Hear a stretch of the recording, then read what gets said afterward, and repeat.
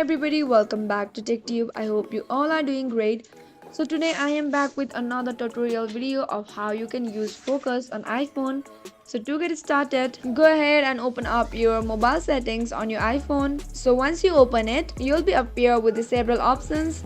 Now among them is the focus option. Go ahead and tap on it. Now here you can customize it on your own. So let's say we want to customize it. Go ahead and tap on that plus icon which is appear on the top right corner. Now you can see many options right here. So let's say for instance I've selected this particular option which is fitness. Now customize focus.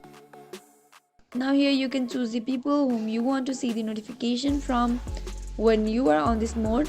You can also do the same for the applications, and that's all guys. This is how easily you can use focus on iPhone. So if you found the video to be helpful and informative, go ahead and subscribe to our channel and do not forget to press the notification bell for more updates.